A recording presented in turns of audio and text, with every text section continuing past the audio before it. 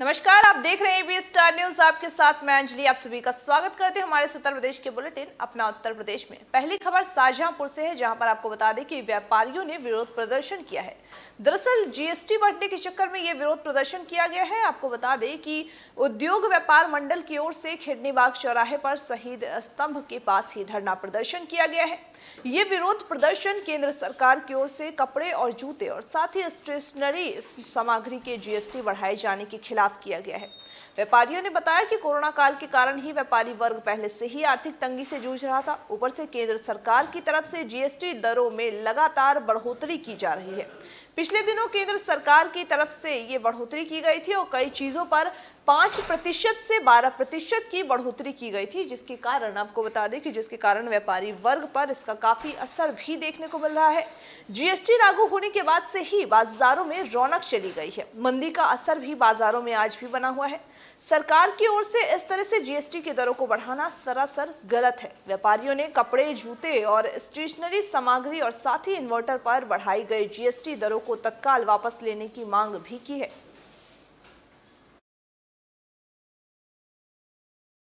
हम लोग जो है एकत्र हुए हैं उत्तर प्रदेश युवा व्यापार मंडल के प्रदेश महामंत्री के रूप में मैं आपको बता रहा हूँ कि पूरे प्रदेश में इस समय जीएसटी के विरोध को लेकर सभी जिलों में धरना प्रदर्शन चल रहा है।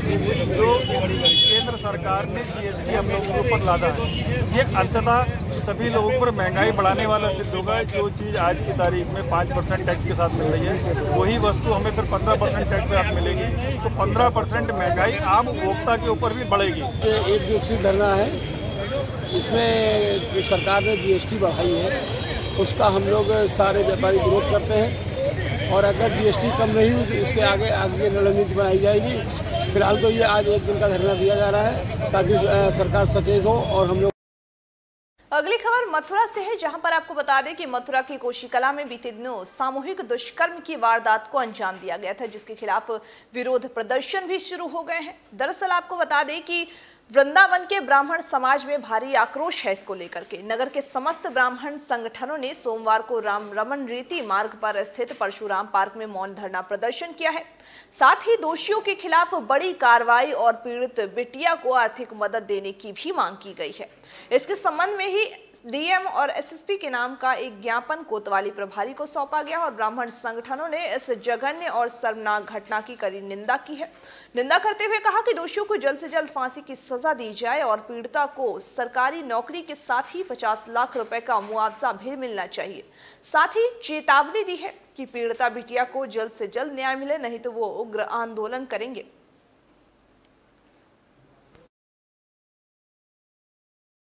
विदित है जैसी घटना ये कोशिकला में हमारी ब्राह्मण कन्या के साथ हुई है, इसकी जितनी निंदा करें, जितनी भर्त्सना करें वो कम है। ऐसी घटना समाज में नहीं होनी चाहिए। आज ब्राह्मण समाज जाग चुका है और इस अन्याय को जो सहन नहीं करेंगे हम लोग।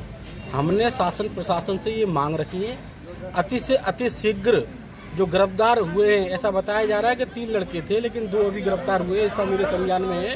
उन तीनों को गिरफ्तार किया जाए, जल्द से जल्द चार्जशीट पुलिस जो है दाखिल करे, उनको फांसी की सजा हो, ऐसा हम न्यायपालिका से अपना जो अनुरोध करते हैं, अपनी मांग रखते हैं। लड़की को साथ में जो घटना घटी है जिसकी निंदा की जाए उतना ही कम है और सरकार से शासन प्रशासन से मांग की जा रही है उस बच्ची को न्याय मिले। दोषियों को तुरंत चार्जशीट दाखिल करके फास्ट ट्रैक कोर्ट में सुनवाई के तहत उनको फांसी की सजा हो, 50 लाख रुपए का मुआवजा उस बच्ची के परिवार को मिले और एक सरकारी नौकरी उस परिवार की में मिलनी।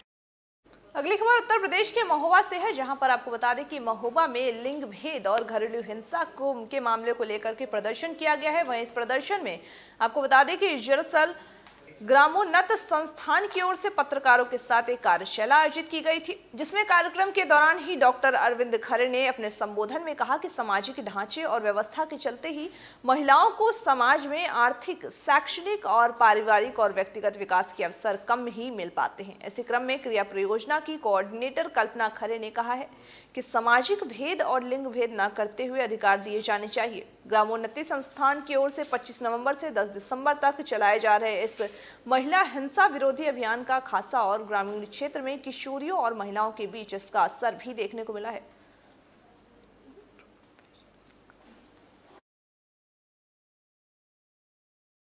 दिवसीय अभियान है महिला हिंसा विरोधी। जेंडर गैर बराबरी के लिए हम लोग गांव के लोगों को जागरूक कर रहे हैं और हम 15 पंचायतों में अपने विभिन्न कार्यक्रमों को लेकर जा रहे हैं।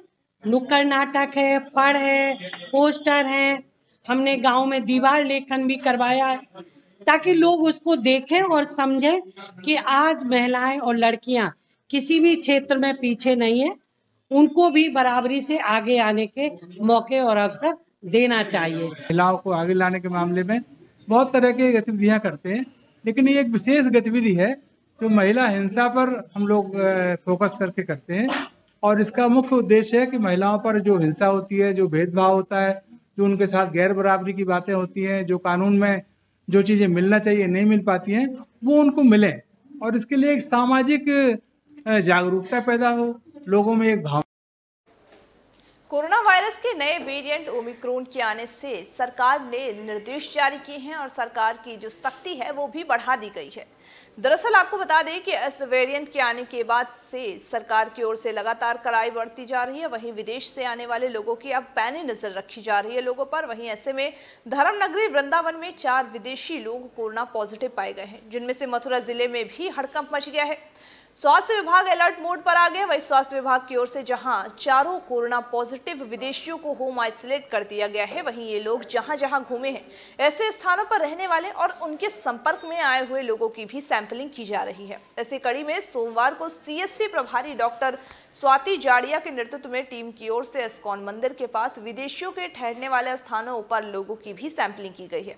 इसके साथ ही सीएमओ के निर्देश पर मंदिरों में आने जाने वाले लोगों और स्कूलों कॉलेजों में छात्र छात्राओं, स्टाफ और हेल्थ वर्करों को स्वास्थ्य ठीक न मिलने पर उनकी भी सैंपलिंग की जा रही है। केस पॉजिटिव निकले हैं, हमने उस जगह पे जाके सैंपलिंग कर दी है। वहाँ पे 44 लोगों की कॉन्टेक्ट ट्रेसिंग की गई है। दोनों से जो स्पेन की थी, एक स्विट्जरलैंड का है और इस तरह से वो तीनों लोग जो वापस आ गए हैं उनको होम आइसोलेट कर दिया गया है। उस बिल्डिंग में और उस आश्रम में सैनिटाइजेशन एक्टिविटी भी करा दी गई है आज की तारीख में। इसके बाद हम लोग जहाँ पर उन्होंने हिस्ट्री दी है कि कहाँ कहाँ वो लोग गए थे, वृंदावन में घूमे थे, फिरे थे या बैठे थे, उस जगह को लाइन लिस्ट कर लिया गया। उन सभी जगहों पे हम डेली सैम्पलिंग कर रहे हैं कि हमें समझने के लिए इन्फेक्शन वो यहाँ लेकर आए हैं बाहर से या यहाँ से वो बाहर लेकर जा रहे हैं, मतलब वृंदावन में एक्टिव इन्फेक्शन है या वो एक्टिव इन्फेक्शन लेकर। कोरोना काल में पैरोल पर छूटे हुए कैदियों ने मांग की है। दरअसल आपको बता दें कि कोरोना काल में जिनको पैरोल पर छोड़ा गया था, तो वही सजायाफ्ता अवधि में जोड़ करके उस अवधि को सजा मुक्त किए जाने की मांग को लेकर के मुख्यमंत्री, प्रधानमंत्री सहित राष्ट्रपति को पत्र लिखा गया है। इसको लेकर पकवान गांव निवासी महेंद्र ने बताया कि वो अपनी सजा की 2/3 अवधि जेल में काट चुके हैं। कोरोना काल में लगभग 14 माह तक पैरोल पर भी रह चुके हैं। पैरोल पर छूटे हुए दर्जनों कैदियों समेत महेंद्र ने भी मुख्यमंत्री, प्रधानमंत्री और राष्ट्रपति को पत्र लिखकर पैरोल अवधि को काट चुके सजा अवधि में जोड़े जाने की मांग की है। अपने भेजे गए ऐसे सजा याफ्ता में कैदियों ने राजस्थान सरकार की ओर से प्रदेश दिवस अवसर पर रिहा किए जाने के लेकर के 1339 कैदियों के जिक्र करते हुए कहा है कि प्रदेश सरकार को भी ऐसे निर्णय लेकर हजारों परिवारों के बीच खुशियां बांटने का काम करना चाहिए। हम सभी कैदियों के चरित्र प्रमाण पत्र का जेल से मंगा करके अवलोकन कर उन्हें रिहा कर दिया जाएगा और जिसमें कारागारों में क्षमता से अधिक बंद कैदियों में भी भार में भी कमी आएगी। हमारा मामला यह है कि हम लोग पैरोल पर छोड़े गए हैं और बार बार सरकार छोड़ रही है और बाहर कर रही है, अंदर ले रही है। तो हम चाहते हैं कि हमारी सज़ा में इसको पूर्णतः जोड़ा जाए, सज़ा पैरोल जोड़कर सज़ा ख़त्म किया जाए, क्योंकि हम लोग 2/3 से ज़्यादा सज़ा काट चुके हैं जेल के अंदर। बार बार अंदर ले रही है, बार बार छोड़ रही है। हम परिवार पर बोझ बन चुके हैं और यहाँ पर हम बहुत परेशान हैं। इसीलिए हम सरकार से निवेदन करते हैं कि अरे हम पर रहम। अगली खबर शाहजहांपुर से है, जहां पर शाहजहांपुर में मंत्री ने आपको बता दें कि प्रेस क्लब का उद्घाटन किया है। वहीं दरअसल आपको बता दें कि शाहजहांपुर में ही प्रेस क्लब का उद्घाटन किया गया, जो कि करोड़ों की लागत में बना है। कैबिनेट मंत्री सुरेश खन्ना ने इसका उद्घाटन किया है। वहीं करोड़ रुपए का बना यह प्रेस क्लब पत्रकारों के प्रेस से संबंधित न केवल काम करेगा, बल्कि शाहजहांपुर जिले में गोष्ठी आयोजन में पत्रकारों की भी सहूलियत दिलाई जाएगी। आपको बताते चले कि पिछले कई दशकों से प्रेस क्लब की मांग की जा रही थी। इसके चलते कई संगठनों ने प्रेस क्लब बनवाने का प्रयास भी किया, लेकिन उन्हें सफलता नहीं मिल रही थी। इलेक्ट्रॉनिक्स और प्रिंट मीडिया के पत्रकारों ने जब डीएम सुब्रह सक्सेना से प्रेस क्लब बनवाने का अनुरोध किया था तो उन्होंने प्रेस क्लब का प्रस्ताव शासन स्तर से पारित करा करके प्रेस क्लब की जमीन में आ रही अड़चनों को भी दूर किया था। राज्यपाल के अनुमोदन के बाद ही भाजपा सरकार के आते ही पैसा आने पर सुरेश कुमार खन्ना ने इस प्रेस क्लब की नींव रखते हुए पैसों को रिलीज कराते हुए 2 साल में ही प्रेस क्लब बनवाने का निर्णय लिया था।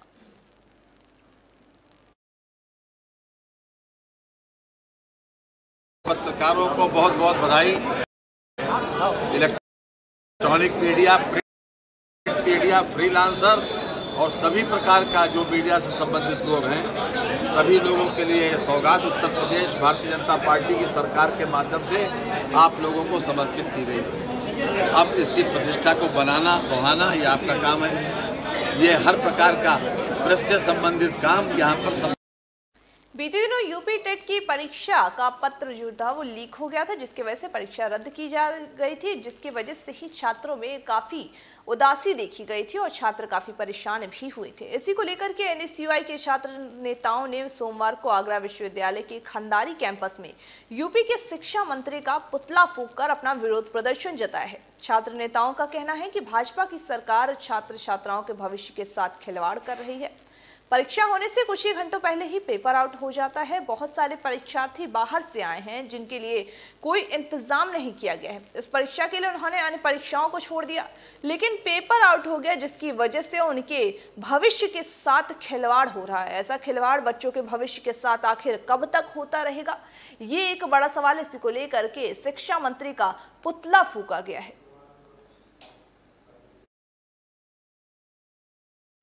देखिए, ये काम भाजपा सरकार में होते आए हैं, चाहे वो दरोगा की भर्ती हो, चाहे शिक्षकों की भर्ती हो, चाहे कल टीचर्स का जो पेपर लीक हुआ है। इनकी सरकार में पता नहीं क्या होता है, छात्रों से ये फॉर्म में भरवा लेते हैं, उसके बाद ये लीक कर देते हैं, रोजगार नहीं दे रहे। क्योंकि इन्होंने वायदा किया था कि 2000 लोगों को हम रोजगार देंगे। आज तक ये किसी को ना रोजगार दे पाए ना कुछ, केवल इन पर एक ही रहता है कि पेपर। अगली खबर उत्तर प्रदेश के सोनभद्र से है, जहां पर सीएससी में एएनएम ने आपको बता दें जहां पर आंदोलन किया गया है, वहीं इसको लेकर के सही आपको बता दें कि सोनभद्र के दुधी सामुदायिक स्वास्थ्य केंद्र में तैनात दर्जनों एएनएम कार्यकर्ताओं ने और एएनएम कर्मियों ने मंगलवार को अपनी विभिन्न मांगों को लेकर के सीएससी परिसर में जमकर प्रदर्शन किया है और अपनी मांगों का ज्ञापन सीएससी अधीक्षक को भी सौंपा है। वहीं एएनएम कर्मियों ने अपनी मांगों पर जल्द विचार कर पूरे किए जाने की भी मांग की है। अगर मांगों पर जल्द विचार पूरी नहीं की जाती है तो वो हड़ताल किए जाने को विवश हो जाएंगे।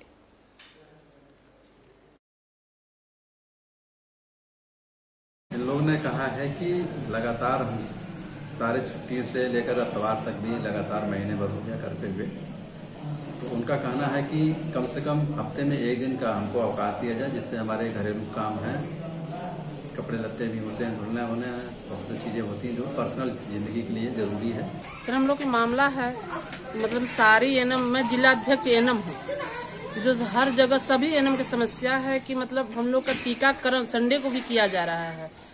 महीना में 1 दिन भी छुट्टी नहीं है कि हम लोग अपने बच्चों को देख सके, बाल परिवार को देख सके। अब एक लेडीज है, लेडीज के लिए।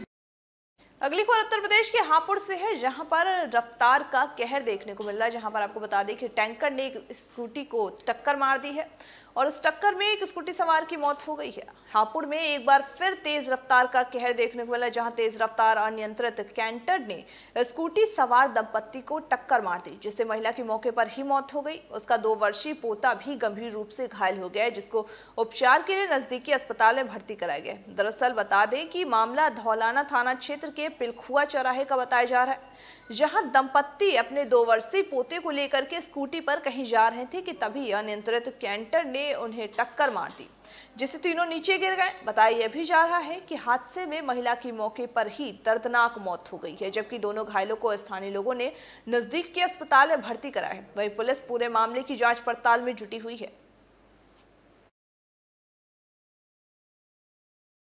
एक्सीडेंट का केस आया था, इसमें जो सुरेश है, तो ये पिलखवा चंदी मंदिर वाला जो उनका निवास स्थान वही का है। ये सुरेश जी जो है अनीता जी इनके साथ थी और एक छोटा बच्चा था 3-4 साल का। तो अब अनीता की जो है ये तो यहाँ पे मरी अवस्था।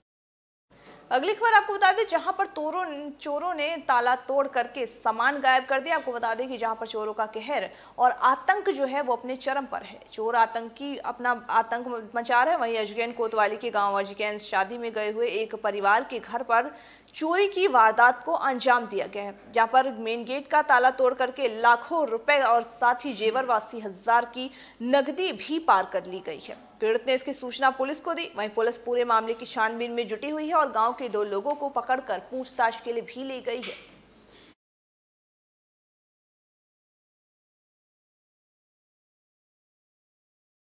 आज के हमारे इस उत्तर प्रदेश के बुलेटिन अपना उत्तर प्रदेश में बस इतना ही। तमाम बाकी खबरों के अपडेट्स के लिए बने रहिए हमारे साथ और देखते रहिए AB स्टार न्यूज़।